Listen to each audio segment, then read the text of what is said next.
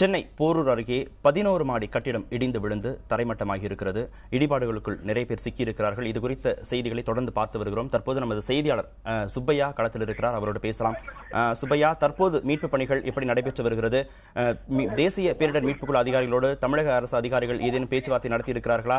எப்படியெல்லாம் மீட்பு பணிகளை துரிதப்படுத்துவதற்கு திட்டமிட்டிருக்கிறார்கள்? பாத்தீங்கன்னா ஆரம்பத்தில் குறிப்பிட்ட போல 6 மணி வரைக்கும் இதற்கான முயற்சிகள் தெளிவாக காணப்பட்ட நிலையிலும் தற்போது மீட்பு பணிகள் முழு வீச்சில் ஈடுபட்டுள்ளன. முதலமைச்சர் தலையிட்டு இது தொடர்பாக உரிய நடவடிக்கை எடுக்குமாறு அறிவுறுத்தி எடுத்து இந்த பணிகள் அனைத்தும் முழுமையான வகையில் முழுவீச்சு நடைபெறுகிறது. தற்போது தேசிய பேரிடர் மேலாண்மை குழு சம்பவ இடத்துக்கு வந்துள்ளனர். அவர் நம்ம குறிப்பிட்டபடி 220 பேருக்கு மேற்பட்ட குழுவினர் முதல் கட்டமாக ஒரு 70க்கும் மேற்பட்ட உள்ளே அந்த பணிகளுக்கான பணியில் ஈடுபட்டுள்ளனர். இதுக்கு முன்னதாக கமாண்டோ காவல்துறையை சேர்ந்தவர்களும் 100க்கும் மேற்பட்டவர் பயன்படுத்தப்பட்டிருக்கிறார்கள். தனியாரத்தை சேர்ந்தவர்கள் 6:30 மணிக்கு பயன்பட 30 பேர் இறங்கினார்கள். மேலும் ஒரு 40 பேர் இறக்கப்பட்டார்கள். மொத்த மீட்பு பணியில் வரை 300-400 பேருக்கு மேற்பட்டவர்கள் மீட்பில் ஈடுபட்டு வருகிறார்கள். இந்த சாலை முழுவதும் இந்த பகுதி முழுவதும் போக்குவரத்து துண்டிக்கப்பட்டுள்ளது. இந்த சாலையில் எங்கு திரும்பினாலும் 108 அரசு அவசர ஊர்தி, இலவச அவசர ஊர்தியும் தீயணைப்பு மீட்பு வாகனங்கள் தான் இந்த பகுதி முழுவதும் நிறைந்திருக்கின்றன. குறிப்பாக பார்த்தீங்கன்னா இப்போ மீட்பு பணிகளில் கமாண்டப்படை வீரர்கள் முழுமையாக உள்ளே இறங்கியிருக்கிறார்கள். மேலும் இதற்கான விளக்குகள் அனைத்தும் பொருத்தப்பட்டுள்ளன. முழு வீச்சில் பணி நடைபெறுவதற்காக ஜேசிபி இயந்திரம் மூலம் இங்குள்ள சிறு சிறு மரங்கள் அந்த இடிபட்ட கட்டிடத்தில் அருகே உள்ள மரங்கள் அனைத்தும் அகற்றப்பட்டுள்ளன. இதனால் வாகனங்கள் எளிதாக உள்ளே சென்று மீட்பு ஈடுபடுவதற்காகவும் ஆம்புலன்ஸ் எளிதாக சென்று வருவதற்காகவும் அருகில் உள்ள மரங்கள் அனைத்தும் அகற்றப்பட்டு அதற்கான பணிகள் முழுவீச்சு நடைபெறுகிறது. சம்பவ இடத்துக்கு வந்திருக்கிறார்கள். அமைச்சர் ஜி.கே. சின்னையா வந்திருந்தார். அதேபோல தொகுதி சேர்ந்த சட்டமன்ற உறுப்பினர் வந்திருந்தார். மேலும் சென்னை மாநகர காவல்துறை ஆணையர் உள்ளிட்ட அதிகாரிகளும் சம்பவ இடத்தில் இருக்கிறார்கள். தொடர்ந்து இந்த பணி நடைபெற்று வருகின்றன. அதேபோல் அவருடைய உறவினர்கள் இந்த சம்பவத்திலிருந்து இடிபாட்டில் சிக்கியுள்ள 50க்கும் மேற்பட்ட சிக்கியிருப்பதாக சொல்லப்படுகிறது. அவருடைய உறவினர்களும் ஏராளமான இந்த சாலையிலேயே வந்திருக்கிறார்கள். தொடர்ந்து மீட்பு பணிகள் தொடர்ந்து நடைபெற்று வருகின்றன. கார்த்திகேயன், நீங்க தொடர்பில் இருங்க, தொடர்ந்து பேசலாம். அடுத்ததாக மகாலிங்கத்திடம் பேசலாம். மகாலிங்கம், மீட்பு பணிகள் ஒருபுறம் தீவிரமாக நடைபெற்று வருகின்றன. காவல்துறை தன்னுடைய நடவடிக்கைகளை எப்படி கட்டமைத்திருக்கிறது? என்ன மாதிரியான விசாரணைகளை தொடங்கி இருக்கிறது? கார்த்திகேயன், தற்பொழுது இந்த தனியார் கட்டுமான நிறுவனத்திற்கு சொந்தமான கட்டுமான தளத்தில் நடந்த விபத்திற்கு பொறுப்பான முத்து என்கிறவரும் மனோகரன் என்பவரையும் தற்பொழுது போலீசார் விசாரணைக்காக அழைத்து சென்று தனியிடத்தில் வைத்து விசாரணை நடத்தி வருகிறார்கள்.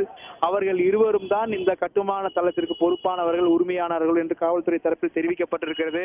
அவர்களிடம் நடந்த தவறுகள் என்ன, எது போன்ற அனுமதி நீங்கள் பெற்றிருக்கிறீர்கள், இந்த வடிவமைப்பில் உள்ள பிரச்சனைகள் என்ன, யார் வடிவமைத்து கொடுத்தார்கள், அடித்தளம் எப்படி போடப்பட்டிருக்கிறது, உறுதியாக இருக்கிறதா, இது போன்ற கவனக்குறைவு சம்பவங்களுக்கு யார் காரணம், சாதாரண மழைக்கே இது போன்ற மிகப்பெரிய கட்டிடம் வலுவிழந்து விழுந்திருப்பதற்கு என்ன காரணம், அது மட்டுமல்லாது கட்டிடத்தில் இன்று சம்பள நாள் என்று சொல்லப்பட்ட காரணத்தினால் பணியாளர்கள் எத்தனை பேர் வேலைக்கு வந்தார்கள், இப்பொழுது எத்தனை பேர் இந்த விபத்தின் போது கட்டட இடிபாட்டிற்குள் சிக்கி இருக்கிறார்கள், அவருடைய பெயர் பட்டியல் என்ன, இது போன்ற பல்வேறு தகவல்களை தற்பொழுது காவல்துறையினர் இவர்களிடமிருந்து உரிமையாளர்களிடமிருந்து விசாரணை நடத்தி கொண்டிருக்கிறார்கள்.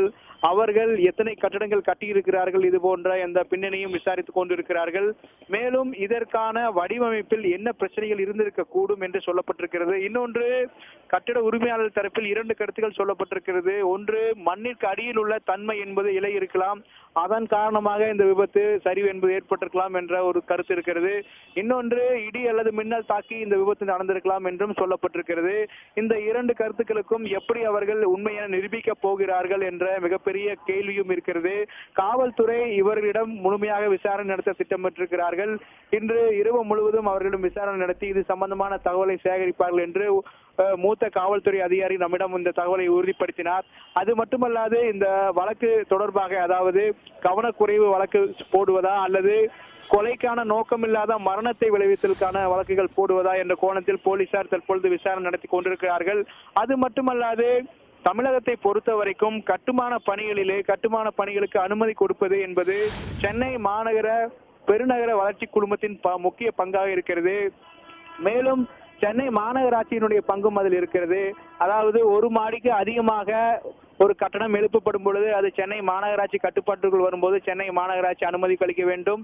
ஒரு மாடிக்கு அதிகமாக கட்டடங்கள் கட்டி எழுப்பப்படும் பொழுது அது சிஎம்டி என்று சொல்லப்படக்கூடிய சென்னை மெட்ரோபாலிட்டன் மேனேஜ்மெண்ட் கமிட்டியிடம் அனுமதி பெற வேண்டும். அதாவது சென்னை பெருநகர வளர்ச்சி குழுமத்திடம் அனுமதி பெற வேண்டும். இந்த அனுமதி எது போன்ற ஒரு கட்டிடத்திற்கு பெறப்பட்டுள்ளது, தற்பொழுது அவர்கள் அதில் ஏதாவது விதிமீறல்கள் செய்திருந்தார்களா என்ற கோணத்திலும் போலீசார் தற்பொழுது அவரிடம் கேட்டிருக்கிறார்கள், அறிக்கை கேட்டிருக்கிறார்கள். மேலும் இந்த சம்பவத்தில் நடந்த விபத்திற்குள்ளான கட்டிடத்தினுடைய வரைபடங்கள் ஏதாவது இருக்கிறதா, எங்கே எந்த பகுதியிலே மக்கள் நின்று வேலை செய்து கொண்டிருந்தார்கள் என்பதை யூகமாக வைத்து அந்த வரைபடத்தின் மூலமாக இந்த மீட்பு பணிகளை இன்னும் வேகப்படுத்த முடிவதற்கான வாய்ப்பு இருக்கிறதா என்ற கோணத்தில் அந்த இடிஞ்சு விழுந்த கட்டிடத்தினுடைய வரைபடங்களை தற்பொழுது அந்த உரிமையாளரிடம் கேட்டிருக்கிறார்கள் காவல்துறை தரப்பிலிருந்து. அந்த வரைபடங்கள் வந்த பிறகு இந்த மீட்பு பணிக்கு இன்னும் உதவியாக இருக்கும். இன்னும் அதிக வேகமாக இந்த மீட்பு பணி என்பது மிக வேகமாக எடுத்துச் செல்லப்படும் என்றும் சொல்லப்பட்டிருக்கிறது. எனவே இப்பொழுது அவர்களிடம் நடத்தப்படும் விசாரணை என்பது தொடர்ந்து முக்கியத்துவம் வாய்ந்ததாக கருதப்படுகிறது இந்த வழக்கிலே.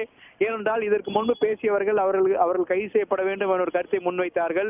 காவல்துறையிடம் இது குறித்து கேட்டபொழுது அவர்கள் கைது செய்யப்படுவார்களா என்று உறுதியாக இப்போது எங்களால் சொல்ல முடியாது. ஆனால் அவர்கள் முக்கியமான தகவலிடம் அவரிடம் பெற்றுக் கொண்டிருக்கிறோம். எங்கள் கட்டுப்பாட்டில் அவர்களை வைத்து விசாரணை நடத்திக் கொண்டிருக்கிறோம். மீட்பு பணிக்கான தேவைகளை முதலில் அவர்களிடமிருந்து பெற வேண்டும், தேவையான தகவல்களை முதலில் அவர்களிடமிருந்து பெற வேண்டிய ஒரு கட்டாயத்தில் நாங்கள் இருக்கிறோம். மீட்பு பணிக்கான பணிகள் தான் எங்களுக்கு முழு கவனமும் இருக்கிறது.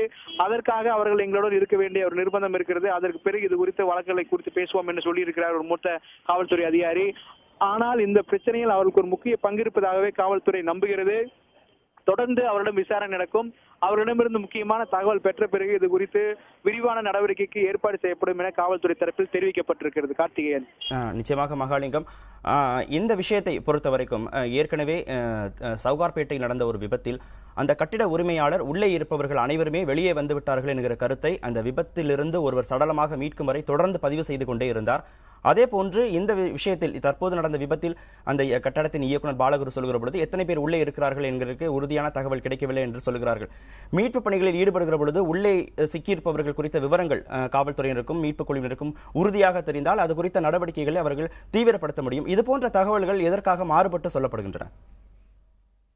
இன்று விடுமுறை நாள் என்பதால் எத்தனை பேர் வந்திருந்தார்கள் என்று தங்களுக்கு தெரியவில்லை என்று இந்த தனியார் கட்டுமான அமைப்பின் சார்பாக தற்பொழுது தகவல் சொல்லப்பட்டிருக்கிறது. ஆனால் இது குறித்து முறையான தகவல்கள் தற்பொழுது இந்த பணியாளர்கள், அதாவது இந்த சம்பவத்தின் போது அங்கிருந்த பணியாளர்களுக்கு மிக நன்றாக தெரியும் என சொல்லப்பட்டிருக்கிறது. ஏற்கனவே நீங்கள் குறிப்பிட்டபடி சவுகார்பேட்டையில் நடந்த விபத்திலும் இது போன்ற கருத்து வேறுபாடுகள் நிலவி வந்தன. ஒருவேளை ஒருவர் உள்ளே இருக்கிறார் என்ற தகவல் தெரிந்திருந்தால் சவுகார்பேட்டையில் நடந்த சம்பவத்தில் அவரை உயிரோடு மீட்டிருக்கலாம் என்றும் சொல்லப்பட்டது, நம்பப்பட்டது. ஆனால் அது பொய்த்து போய்விட்டது. அந்த நபர் இறந்துதான் மீட்கப்பட்டார். அதே போல இந்த விபத்தை பொறுத்த அளவுக்கு தற்பொழுது உள்ளே யாரெல்லாம் இருக்கிறார்கள் என்பது குறித்து தற்பொழுது காவல்துறைக்கு ஓரளவு கணிக்கக்கூடிய அளவுக்கு வந்திருக்கிறார்கள். தொடர்ந்து தற்பொழுது பணியாளர்களிடம் இது குறித்து விசாரணை நடத்தியிருக்கிறார்கள். அந்த உரிமையாளர்களை தற்பொழுது பிடித்து விசாரணை செய்து வருகிறார்கள். அவர்களிடம் இது குறித்த தகவலை உறுதி செய்யும்படியும் அந்த சூழ்நிலையில், அதாவது இன்று அல்லது நேற்று 2 நாட்களிலும் யாரெல்லாம் பணியாளர்கள் வந்திருந்தார்கள் அவருடைய பட்டியலை தற்பொழுது காவல்துறையினர் தயார் செய்து கொண்டிருக்கிறார்கள். மேலும் அந்த பட்டியலோடு சேர்த்து வேறு எந்தெந்த பணியாளர்களாம் வந்திருந்தார்கள், பட்டியல் உள்ளபடி அனைவரும் பணிக்கு வந்திருந்தார்களா, அவர்களில் இன்று மாலை 5 மணிக்கு மேல் யாரெல்லாம் இருந்தார்கள் அல்லது இன்று மதியத்திற்கு பிறகு யாரெல்லாம் இல்லத்திற்கு திரும்பி விட்டார்கள், இப்படிப்பட்ட பட்டியல் என்பது தயாராகி கொண்டிருக்கிறது. நாம் இந்த பகுதியிலே ஒரு குடும்பத்தார் அழுது கொண்டிருக்கிறார்கள். தெலுங்கு பேசும் இந்த மக்கள் தற்பொழுது அழுது கொண்டிருக்கிறார்கள். அவர்கள் என்ன தெரிவித்தார்கள் என்றால், நாம் அவரிடம் பேசும்போது நாங்கள் பிழைப்பு தேடி இந்த பகுதிக்கு வந்திருந்தோம், இது போன்ற பெரிய அளவு விபத்து நடக்கும் என்று எதிர்பார்க்கவில்லை என்று அவர்கள் தெரிவித்திருந்தார்கள். அதாவது புலம்பெயர்ந்த தொழிலாளர்களின் அவல வாழ்க்கையாக இது கருதப்படுகிறது இந்த சம்பவம் என்றும் சொல்லலாம். அந்த கோணத்திலும் இந்த சம்பவத்தை பார்க்கலாம். தொடர்ந்து அவரிடம் பேசிய போது இந்த விபத்துக்கு ஏற்கனவே இது போன்ற கட்டுமான பணிகளில் பல பணிகளில் நாங்கள் பணியாற்றிருக்கிறோம். நாங்கள் தங்கி இருக்கும் கட்டிடத்தின் நம்பிக்கை எங்கள் மீது எங்களுக்கு இருக்கும். தொடர்ந்து அந்த கட்டிடங்கள் நாங்கள் வாழ்ந்துதான் அந்த கட்டிடங்களை செய்து பணிகளை மேற்கொள்வோம், செய்து முடிப்போம். ஆனால் இது மிகப்பெரிய கட்டிடம், இது போன்ற ஒரு விபத்துக்குள்ளாகும் என்று நாங்கள் கருதவில்லை. இந்த ஒரு சாதாரண மலைக்கு இது போன்ற சம்பவம் நடந்து எங்களுக்கு அதிர்ச்சி அளிக்கிறது என்று அவர்கள் வேதனையை தெரிவித்திருந்தார்கள். மேலும் அனைவரும் மீட்கப்பட வேண்டும் உயிரோடு. அதற்கு அனைத்து நடவடிக்கைகளும் காவல்துறையும் அதற்கான நிர்வாகம் அதற்காக ஒத்துழைக்க வேண்டும் என்ற கருத்தை அவர் முன்வைத்தார்கள். எனவே தற்பொழுது வரைக்கும் உள்ள எத்தனை பேர் இருக்கிறார்கள் என்பது உறுதியாக தெரியாத, ஒரு உறுதிப்படுத்த முடியாத சூழ்நிலையில் தான் இருக்கிறார்கள். நான் தற்பொழுது காஞ்சிபுரம் மாவட்ட ஆட்சியர் பாஸ்கரனிடம் பேசினேன். அவர் சொன்னபடி தற்போது வரைக்கும் 8 பேர் மீட்கப்பட்டிருக்கிறார்கள் என்று சொல்லியிருக்கிறார். காயமடைந்தவர்கள் மீட்கப்பட்டவர்கள் சொல்லியிருக்கிறார். தற்பொழுது ஒருவர் உயிரோடு மீட்கப்பட்டிருக்கிறார். அந்த சூழ்நிலையிலே அவர் சொன்னது என்னவென்றால் 10க்கும் அதிகமான புல்டோசர்கள் வரவழைக்கப்பட்டிருக்கின்றன, 20க்கும் அதிகமான ஆம்புலன்ஸ்கள் 4 பக்கமும் வரவழைக்கப்பட்டிருக்கின்றன, காவல்துறையினர் 1000க்கும் அதிகமான காவல்துறையினர் சம்பவ இடத்தை சுற்றியும் நிப்பாட்டப்பட்டிருக்கிறார்கள். அவர்களுக்கு முக்கிய பணி என்னவென்றால் வாகனங்கள் உள்ளே செல்ல, தனியார் வாகனங்கள் உள்ளே செல்ல அனுமதிக்க கூடாது என்ற ஒரு மிக முக்கிய பணி கொடுக்கப்பட்டிருக்கிறது. மேலும் சாலையை 2ஆக பிரித்து முக்கியமான, அதாவது ஆம்புலன்ஸ் செல்லும் பாதை என்று ஒரு பாதை ஒன்று உருவாக்கப்பட்டுள்ளது. அந்த பாதை ஆம்புலன்ஸ் எந்தவித இடையூறும் இல்லாமல் செல்வதற்கான பாதையாக மாற்றப்பட்டிருக்கிறது. அது ஆம்புலன்ஸ் மட்டுமே செல்வதற்காக அந்த பாதைகள் தற்பொழுது கொடுக்கப்பட்டிருக்கின்றன. மேலும் தனியார் வாகனம் என்பது அந்த பகுதி தற்பொழுது தடை செய்யப்பட்டிருக்கிறது. மேலும் இந்த மதனந்தபுரத்திலிருந்து வரும் வாகனங்களும், மேலும் மணப்பாக்கத்திலிருந்து வரும் வாகனங்களும், மேலும் போரூர் சிக்னல் இருந்து இடதுபுறமாக திரும்பும் சாலையும், இப்படி இந்த பகுதிக்கு வரும் சாலைகள் அனைத்தும் தற்பொழுது மூடப்பட்டிருக்கிறது. இதனால் இந்த பகுதி முழுவதும் போக்குவரத்து நெருக்கடி என்பது சில மணி நேரங்களாகவே தொடர்ந்து இருந்து வந்தது. தற்பொழுது இந்த பகுதியில் வந்த வாகனங்களுடைய எண்ணிக்கை குறைக்கப்பட்டிருக்கிறது. இதனால் இந்த பிரச்சனை தற்போது சென்று கொண்டிருக்கிறது. மேலும் ஒரு கூடுதல் தகவல் கார்த்திகேயன், இன்னும் இந்த விபத்தில் சிக்கியிருந்த இன்னும் ஒரு நபர் உயிரோடு மீட்கப்பட்டிருக்கார் என்ற தகவல் இப்பொழுது கிடைத்திருக்கிறது. அதாவது இந்த நபர் நலமாக இருப்பதாக இந்த அவர் நபரை மீட்டு. மகாலிங்கம், நீங்க தொடர்பிலே இருங்க, நம்ம தொடர்ந்து பேசலாம். அடுத்ததாக செய்தியாளர் கலாநிதியிடம் பேசலாம். கலாநிதி, மருத்துவமனையில் தற்போது நிலவரம் என்ன? காயம்பட்டவர்களுக்கு என்ன மாதிரியான சிகிச்சைகள் அளிக்கப்பட்டு வருகிறது? ஏதேனும் முன்னேற்றங்கள் இருக்கிறதா? கார்த்திகேயன், தற்போது ராமச்சந்திரா மருத்துவமனையில் அனுமதிக்கப்பட்டுள்ள நபர்களின் நிலை குறித்து ஆராய்வதற்காக அரசு தரப்பிலிருந்து பொது சுகாதாரத்தின் இயக்குநராக இருக்கக்கூடிய திரு குழந்தைவேலு வந்திருக்கிறார். அவரிடம் நாம் பேசுவோம். வணக்கம் திரு குழந்தைவேலு அவர்கள். வணக்கம். அரசு தரப்பிலிருந்து உங்களை அனுப்பியிருக்கிறார்கள். என்ன மாதிரியான ஆய்வுகளை நீங்கள் மேற்கொள்ள இருக்கிறீர்கள், அதை குறித்து சொல்லுங்கள். அதாவது ஒரு 5 மணி சுமாருக்கு இந்த மழை பெஞ்சிட்டு இருந்த போது இந்த கட்டடம் இடிந்து விட்டதாக ஒரு தகவல் நமக்கு 108க்கு வந்தது. அதே சமயத்தில் மாண்புமிகு முதலமைச்சர் அவர்கள் அலுவலகத்திலிருந்தும் நமக்கு முதலமைச்சர் அவர்களிடமிருந்து ஒரு இன்ஸ்ட்ரக்ஷன் வந்துச்சுங்க. உடனடியாக மருத்துவ குழுக்களையும் ambulance, fire service, rescue teams அங்கே அனுப்புங்க அப்படின்னு சொன்னாங்க. நாங்கள் சம்பவம் நடந்த ஒரு 15 நிமிடங்களில் பாத்தீங்கன்னா நம்ம ஆம்புலன்ஸ், அதே மாதிரி ராமச்சந்திரா மருத்துவக் கல்லூரியிலிருந்து வரக்கூடிய மருத்துவ குழு எல்லாருமே அங்கே ரீச் ஆயிட்டோம். ஸோ அங்கே பாத்தீங்கன்னா அங்கிருந்து பாத்தீங்கன்னா ஒரு 11 பேர் இது வரைக்கும் நாங்கள் அங்கிருந்து மீட்டு கொண்டு இங்கே அட்மிட் பண்ணி சிகிச்சை கொடுத்துட்டு இருக்கோம்.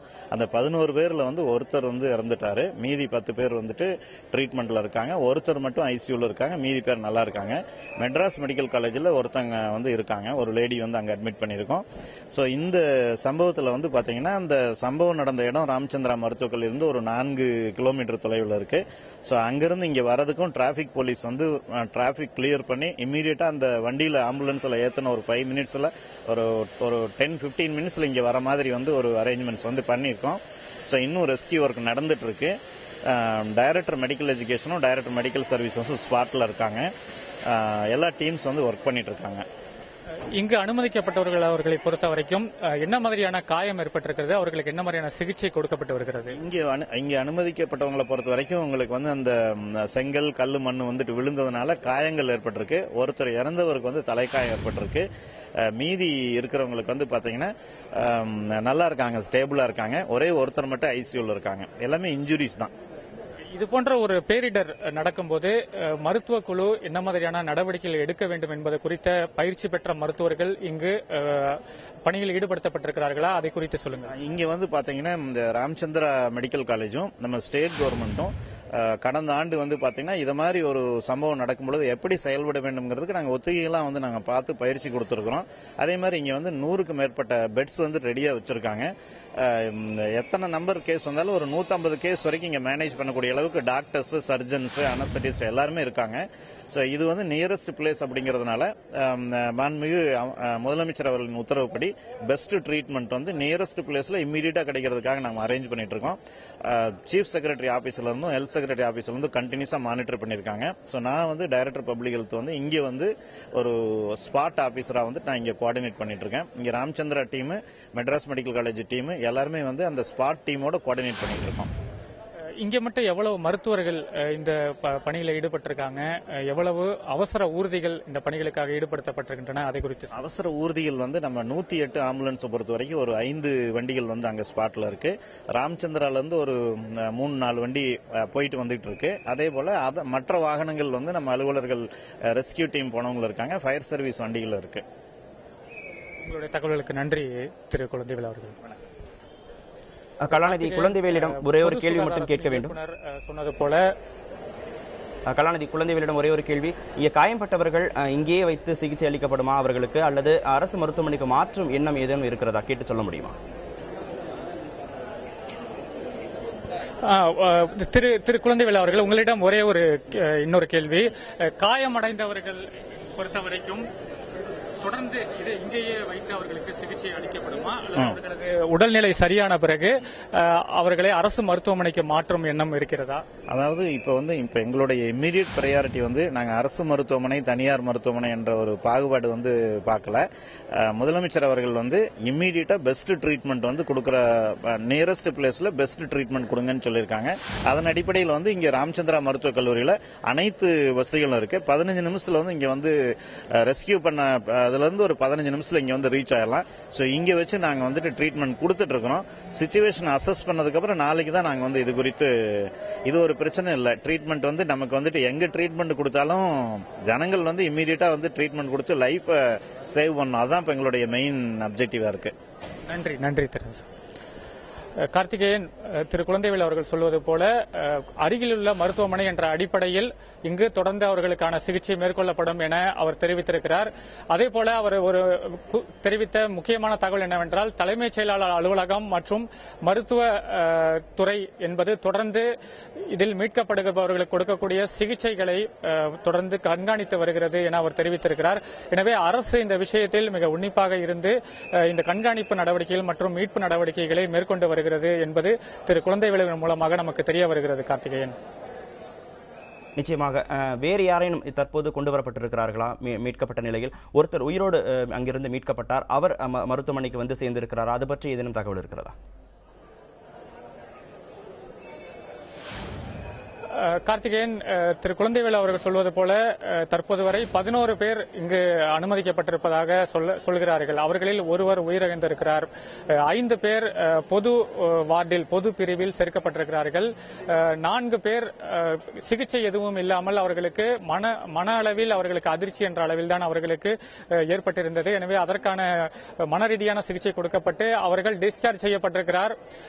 அதையடுத்து ஒருவர், பஞ்சாட்சரம் என்ற ஒரு நபர் மட்டும் தற்போது தீவிர சிகிச்சை பிரிவில் சேர்க்கப்பட்டிருக்கிறார். இப்படியாக 11 பேர் இங்கு அனுமதிக்கப்பட்டிருந்தார்கள். கார்த்திகேயன்.